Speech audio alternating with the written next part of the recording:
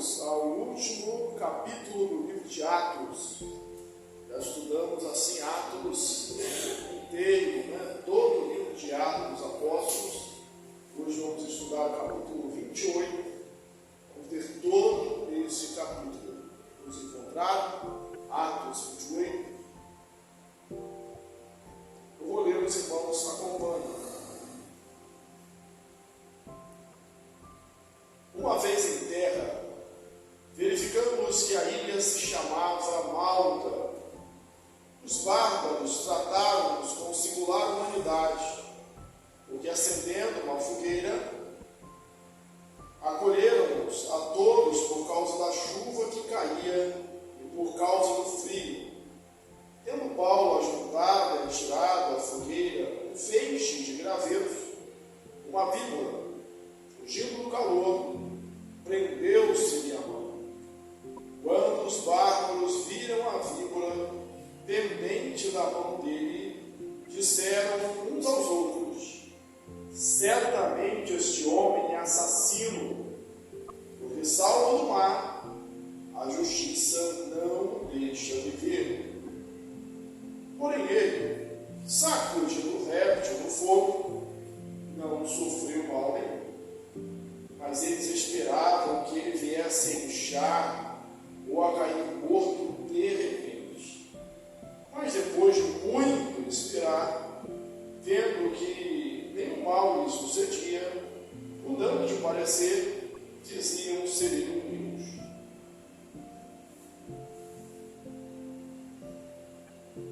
Públio, perto daquele lugar, havia um sítio pertencente a um homem principal da ilha, chamado Públio, o qual nos recebeu e hospedou benignamente por 3 dias. Aconteceu achar-se enfermo de disenteria, ardendo em febre, o pai de Públio. Paulo foi visitá-lo e, orando, impôs-lhe a mão e curou. À vista deste acontecimento, os demais enfermos da ilha vieram e foram curados, os quais nos distinguiram com muitas honrarias, e dando nós de prosseguir viagem, nos puseram a bordo tudo o que era necessário. Ao cabo de 3 meses, embarcamos num navio alexandrino que invernara na ilha e tinha por emblema Dióscuros. Tocando em Siracusa, ficamos ali 3 dias, onde, bordejando, chegamos a Régio. No dia seguinte, tendo soprado o vento sul, em 2 dias chegamos a Puteoli, onde achamos alguns irmãos que nos rogaram ficássemos com eles 7 dias. E foi assim que nos dirigimos a Roma. Tendo ali os irmãos ouvido notícias nossas, vieram ao nosso encontro até a praça de Apio e as 3 vendas. Vendo-os Paulo e dando por isso graças a Deus, sentiu-se mais animado.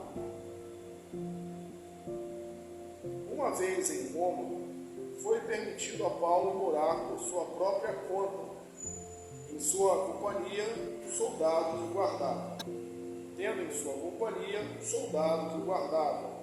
3 dias depois, ele convocou os principais dos judeus, e quando se reuniram, lhe disse: varões irmãos, nada havendo feito contra o povo, ou contra os costumes paternos, contudo, vim preso desde Jerusalém, entregue nas mãos dos romanos, os quais, havendo-me interrogado, quiseram me soltar sobre a preliminar de não haver em mim nenhum crime passível de morte. Diante da oposição dos judeus, senti-me compelido a apelar para César, não tendo eu, porém, nada de que acusar minha nação. Foi por isso que fui para ver e falar, porque é pela esperança de Israel que estou preso com essas cadeias.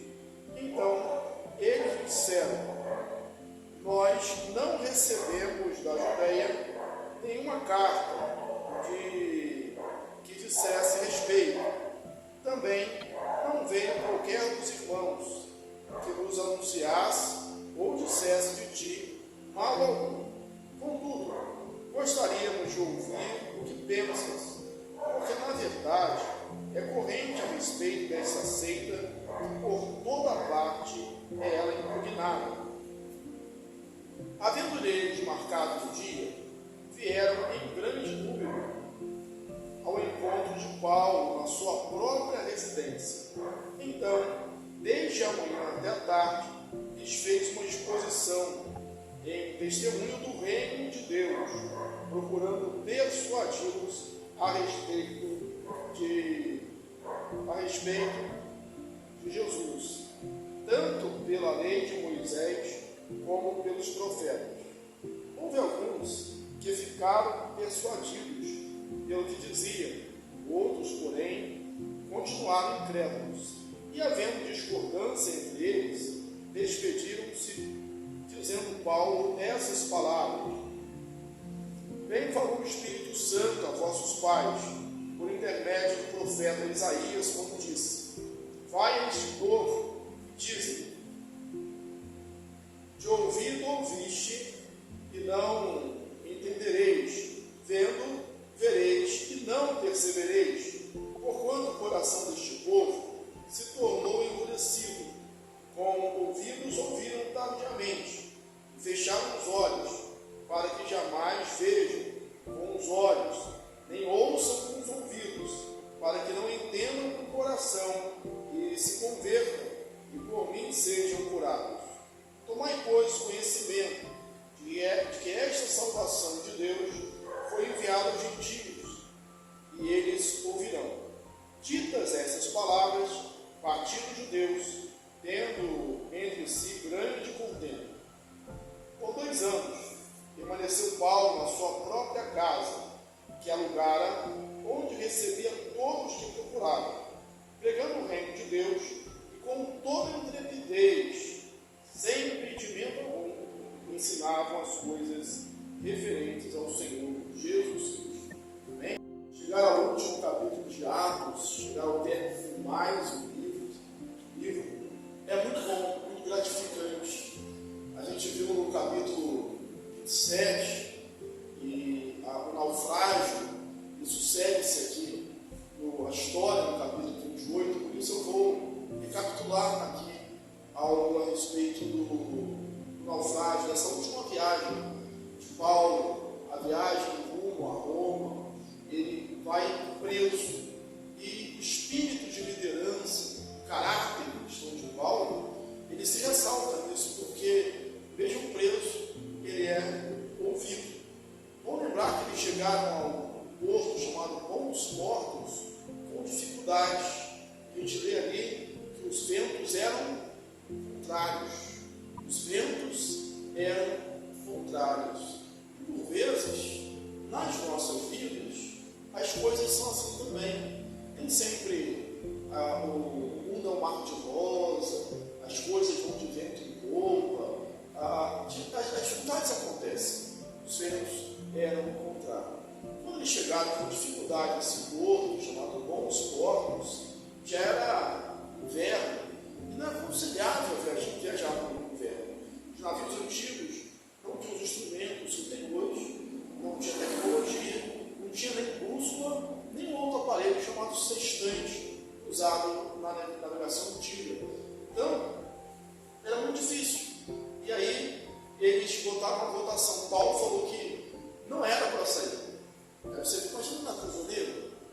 Mas lembra que Júlio, centurião, estava tratando ele muito bem. E Paulo se destacava. Tem gente que é líder e líder nato. Homem de Deus. É homem de Deus. Onde está? Onde estiver. Tendo título ou não tendo título. Aquele homem ouve. Há uma votação. E as pessoas, porque o porto era pequeno, não apropriado para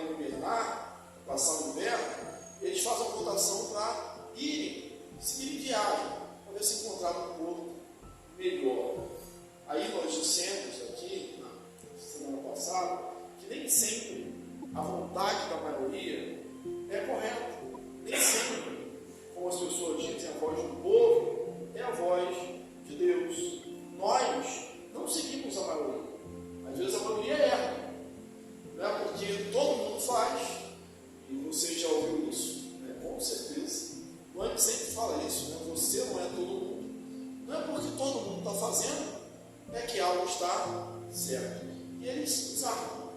Só que, a princípio, o vento sul, e é notória aqui a especificidade, os detalhes, riqueza de detalhes que Lucas dá da navegação, do que aconteceu no texto. Sempre, aliás, Atos é sempre rico em detalhes, e mostra que o texto é um texto histórico. Só com o vento sul.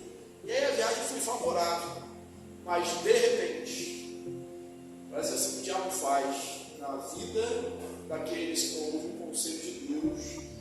A princípio parece que vai tudo bem, vai dar tudo certo, mas de repente levanta-se um vento chamado Aquilão, que é um vento do Nordeste. Na verdade, a citar esse vento é assim como se assim, tem tempestades na nossa vida que a gente sabe até o nome. Ou seja, não é aquele negócio, foi de repente, mas não foi por falta de aviso, não foi por falta de sinalização. Por vezes nós sofremos na vida, quer na esfera familiar, profissional, na igreja, na vida de forma geral. Não é porque não houve aviso, houve muitos avisos, só que nós fomos burros, nós fomos insensíveis, nós mentes cauterizados, teimosos, e não ouvimos os alertas que nós tínhamos. E aí, irmãos, o texto vai dizer que eles tentavam navegar, tentavam ter a direção, só que força da tempestade, os ventos, eles se deixaram levar. Aí já não estavam à deriva, estavam sem direção, sem controle. Há uma boa distração para algumas situações da vida, mas tempestade que a gente passa. A gente fica sem controle, não adianta. Tentar, vou para cá, mas o barco está indo para lá, não adianta, eles temeram. E ao final de 14 dias, depois dos esforços de aliviar a carga, de jogar a aparelhagem desnecessária fora, de amarrar o cingido do navio, de recolher o bote, ou seja, de fazer tudo o que eles sabiam fazer como marujos, como marinheiros. Aí o texto diz que, enfim, dissipou-se toda esperança. Não tem mais jeito. Dissipou-se toda a esperança. Aí levanta-se Paulo. Era necessário que vocês tenham ouvido. Mas já que todos estamos aqui, ânimo, porque Deus falou, o anjo de Deus falou. Já tinha falado lá em Jerusalém, quando ele foi dar para ser espancado pelos judeus e foi salvo pela intervenção do comandante Lísias, Cláudio Lísias. Na prisão Antônia, o anjo de Deus já tinha falado com ele: não temas, porque convém que você compareça diante de César. E fala aqui novamente com ele. Mas Paulo se apresenta: eu estou blindado, posso ficar tranquilo, não precisa fazer mais nada, porque Deus falou que eu vou até César, então eu vou até César, aconteça o que acontecer, vai acontecer. Verdade é, só que isso não impede Paulo de agir. Ele anima o povo, ele anima aqueles homens. Você lembra quantas pessoas estavam no navio? Nós estamos semana passada? 276. E ele afirma: nenhuma vida se perderá, então somente o navio. Impede os marinheiros de fugir. Eles queriam fugir, falaram que ia lançar o bote, a âncora da polpa, e estavam baixando o bote para fugir. Falou: pode, se eles fugirem, ninguém vai salvar. E o comandante impede isso, soltando o bote, deixando o bote embora sozinho, porque o bote é um luxo para 276 pessoas. E aí, Paulo anima-os: pessoal, vocês têm que comer, em 14 dias vocês não comem, vocês estão fracos, disso depende a segurança de vocês. E ele parte o pão e dá o exemplo de como faz as pessoas comerem. Parece que uma tranquilidade passa a reinar. O homem de Deus é esse, que quando todo mundo perdeu a esperança, ele ainda tem esperança. Quando só reina desespero, ele tem esperança. Quando todo mundo perdeu a coragem, ele ainda tem coragem. Não é coragem só para ele, é coragem para dividir com os outros também. O fato é que todos se salvam. Chegam a uma ilha. Eles verificam que o nome da ilha é Malta. O texto diz que os bárbaros os trataram com muita gentileza, amabilidade, com toda a cortesia.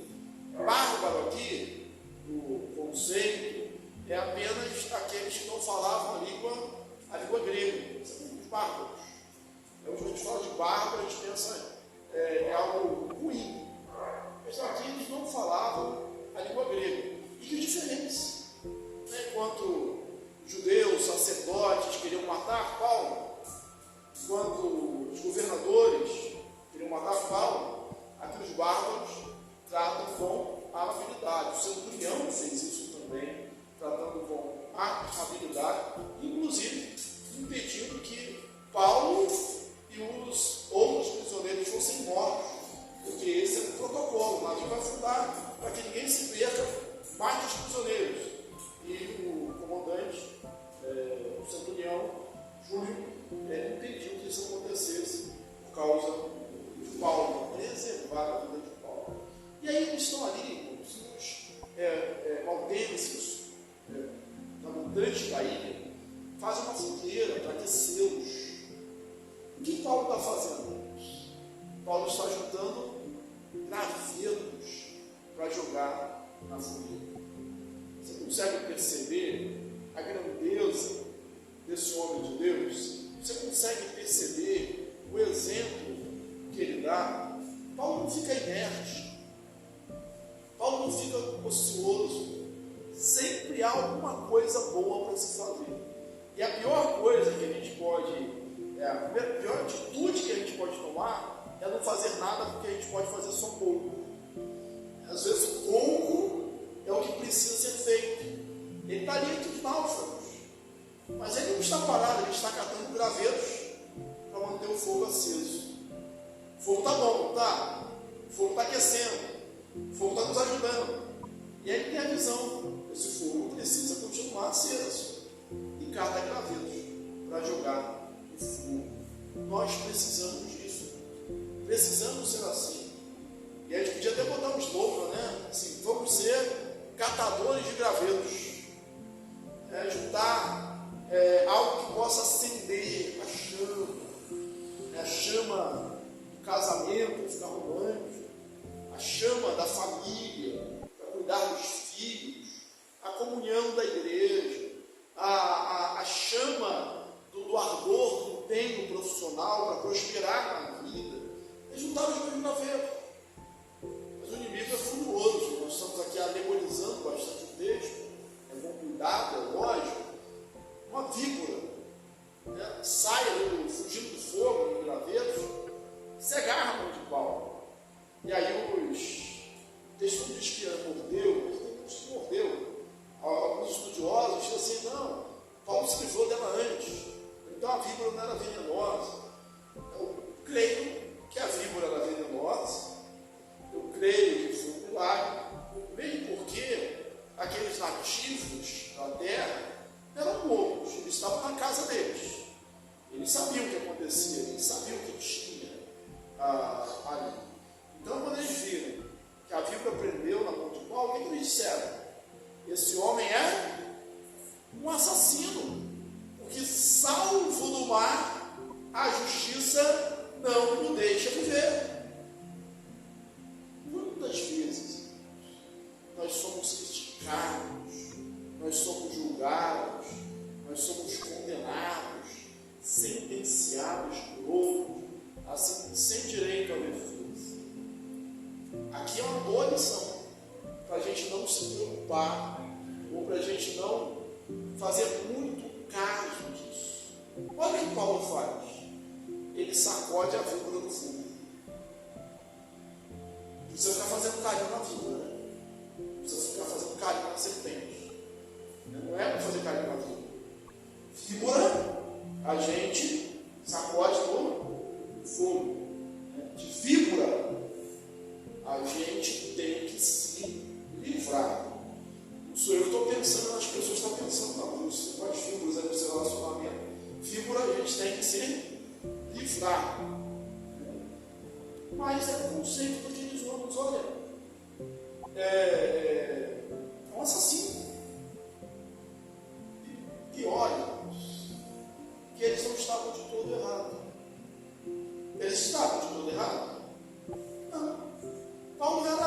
Efésios isso.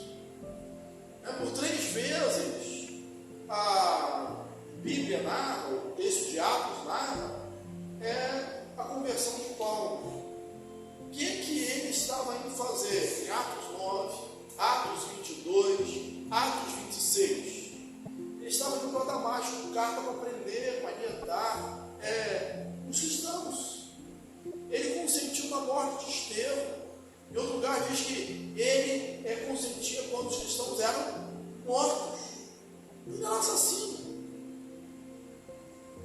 Certa vez, conta-se que um pregador, ele tinha tido uma vida muito ruim, devassa, antes da sua conversão. Ele estava numa jornada, algumas conferências evangelísticas. E antes de culto, ele recebeu uma carta. A carta fazia sérias acusações contra ele. E o remetente dizia o seguinte: se o senhor subiu ao púlpito para pregar hoje, eu vou me levantar na igreja e vou falar tudo isso que eu sei do senhor. E aí ele subiu ao púlpito. E a primeira coisa que ele fez quando subiu ao púlpito, ele leu a carta e disse: olha, é verdade. E inclusive tem até mais coisas. Mas hoje eu estou em Cristo. Quem está em Cristo é nova criatura. As coisas antigas já passaram, eis que tudo se fez novo. Eu quero dizer para você que está aqui, jovem pregador, se a sua vida está assim como a vida dessa carta, Jesus te ama e tem jeito para a sua vida, como teve jeito para a minha vida.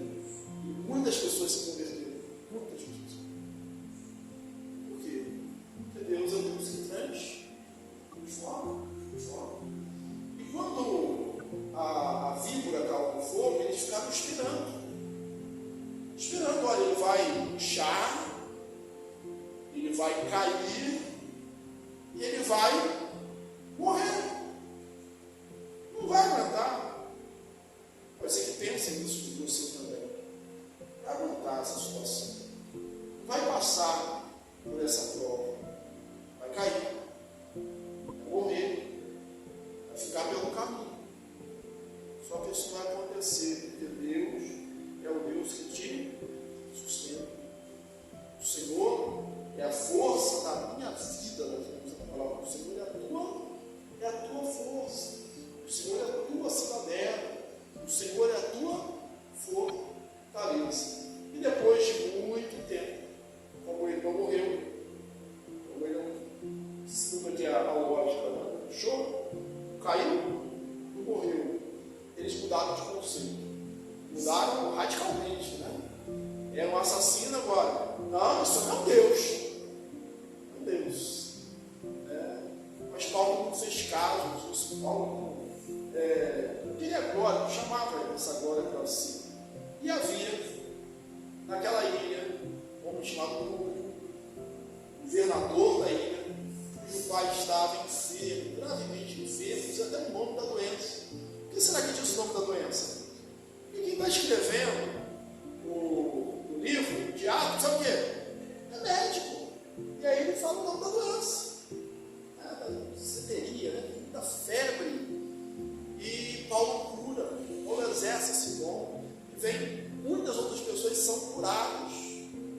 Alguns estudiosos, como Barclay, diz que muitos vieram, talvez não necessariamente para ser curado por Paulo, mas talvez para ser atendido por Lucas.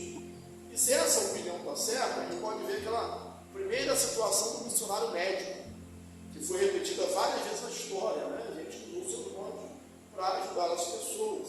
Mas milagres acontecem, nós cremos que alguns ali foram curados por milagres, não todos foram curados por milagre. A obra de Deus foi feita.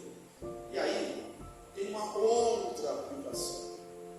A ilha, o seu naufrágio, pode ser a terra da sua oportunidade. O lugar que era só para você ser um náufrago, você não é só um náufrago, você ser ajudado, Paulo já trabalhava mostrando ali sua vontade de fazer uma coisa juntando gravetos, é o lugar que você vai ser usado por Deus para fazer alguma coisa. Então não importa onde você está, importa que você é usado por Deus. Já que a gente está falando de navegação, os viajantes, quando faziam suas cartas, seus mapas, eles colocavam dentro da superstição deles, aqui tem dragões, aqui tem areia movediça, aqui tem perigos, aqui tem isso, aqui tem aquilo outro, aqui tem bandidos, aqui tem piratas. Nós, em qualquer lugar que nós cheguemos, nós podemos dizer, aqui tem Deus. Aqui tem Deus. Aqui há Deus. Ao meu Deus, o Deus todo-poderoso. Porque foi Jesus que disse, eis que estou convosco todos os dias, até a consumação dos séculos. Não há um lugar, remoto que seja, coberto de trevas, de mal que seja, que não tem ali a presença de Deus, o nosso Deus, quando nós estamos ali, os seus porta-vozes, somos os filhos do mundo. O texto continua, acabando aqui essa parte do naufrágio, eles entram no navio, fala que o navio tem uma carranca, que é o nome desse Deus que eles colocavam lá, isso era comum naquele tempo, e é só uma forma de Lucas detalhar a viagem, só detalhar a viagem. E eles chegam rápido a Roma.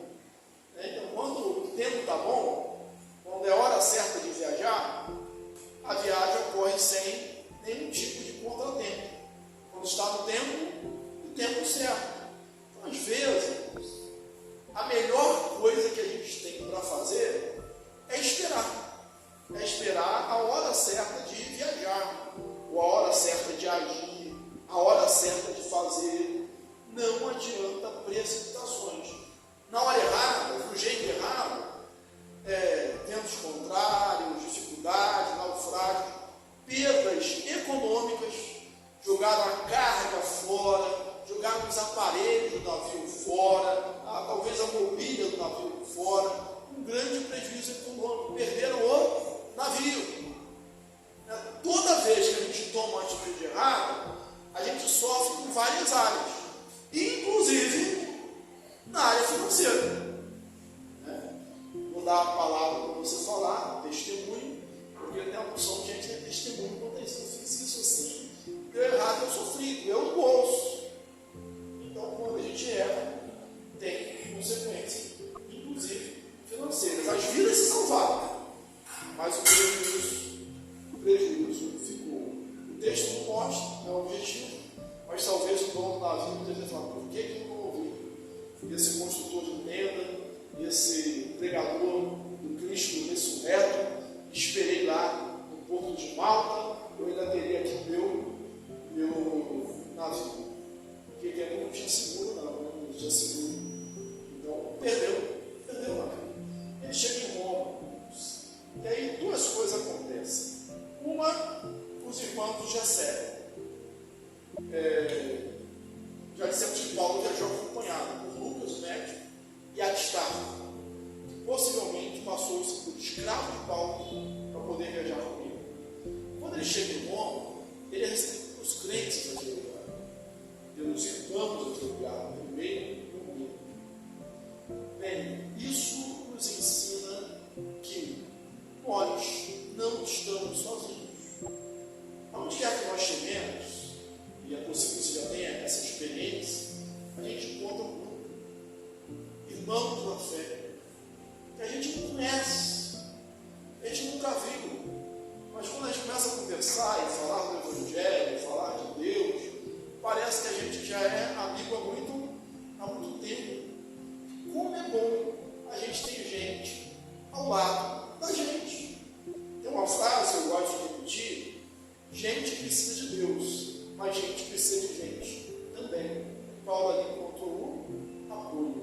Depois os judeus vieram, ele pregou aos judeus, inclusive contou a sua história, disse que internado lá, mas como temeu pela sua vida por causa dos judeus, apelou para César, não havia crime nenhum. Ele chega a dizer: eu não tenho, apesar de tudo isso que fizeram com ele, ele diz: eu não tenho nenhuma queixa para fazer contra a minha nação. Quantos de nós teriam essa capacidade, Paulo? É perdão, isso é um coração leve, isso aqui é um homem que não guarda raiz de amargura, não tem nada para falar. Quando foi preso várias vezes, várias quarentenas de ações, injuriado, caluniado, queriam matá-lo. E sempre que ele chegava na cidade, para o lugar que ele pregava, sinagoga, sempre aos judeus. E aqui em Roma ele fala para os irmãos, para os seus concidadãos: eu nenhuma queixa eu tenho contra a minha nação. Se fosse nós, irmãos, eu perdoo, tem aquela frase, pessoal: eu perdoo, mas não esqueço. Eu perdoo, mas não esqueço. Não tem nenhuma queixa para fazer contra a minha nação. E a conclusão do texto é que Paulo está preso, ele permanece por 2 anos numa casa alugada. Isso mostra algumas coisas, o tratamento que Paulo tinha. E a casa alugada, havia 2 opções. Ou a igreja, os irmãos ali estavam mantendo a casa, pagando aluguel, que não era o Estado que pagava, aquele tempo. Preso, para ele comer, alguém tinha que levar para ele. E a casa alugada, ou os irmãos pagavam, custeavam, ou Paulo, como sempre fez, estava trabalhando com as suas próprias mãos. O texto não diz. Mas o fato é que, até o final, ele pregou o Evangelho. E nas cartas ele fala: eu estou preso, não algemado, mas a palavra não está presa. Aos Filipenses ele diz: as coisas que me aconteceram têm antes cooperado, contribuído para o progresso do Evangelho. E até o final do prego, o texto diz: sem impedimento algum. É uma das divisões que a gente usou aqui no livro de Atos, que é uma proposta por turno, a Segaturno, das 6 divisões, que é o que conhece. Um relatório final de triunfo, pregando o Evangelho, ensinando sem impedimento algum, pregando o reino de Deus com toda intrepidez, sem impedimento algum, ensinava as coisas referentes a Jesus Cristo. Acabou o livro. Aí você pergunta: mas o que aconteceu com Paulo? Paulo foi solto? Não foi solto? Paulo foi martirizado, foi condenado, foi degolado, crucificado. A gente sabe que ele não foi pelo motivo, senão não podia ser crucificado. Pena de morte seria por degola. Então, o que aconteceu com Paulo? Por que Lucas não diz isso? Por que acaba assim, dessa maneira? É por causa daquilo que a gente leu lá no começo do livro de Atos. Atos 1:8, que norteia todo o livro. O que está escrito em Atos 1:8? Mas recebereis poder ao descer sobre vós o Espírito Santo, e sereis minhas testemunhas, tanto em Jerusalém, como em toda a Judéia, Samaria e até os confins da terra. Porque o livro de Atos não é sobre Pedro, não é sobre Paulo. O livro de Atos é sobre o progresso do Evangelho, sobre o Evangelho, de como o Evangelho saiu de Jerusalém e chegou a Roma. Isso num período de 30 anos. E nós vimos como cresceu, que era um grupo de 120, depois 3.000, depois saiu para 5.000, depois a multidão. E com certeza aqui em Roma é aquele grupo que no início era contado a dezenas, agora vai ser contado a milhares. E o Evangelho progrediu, o Evangelho cresceu. Então, por isso, é que o livro termina assim. E também porque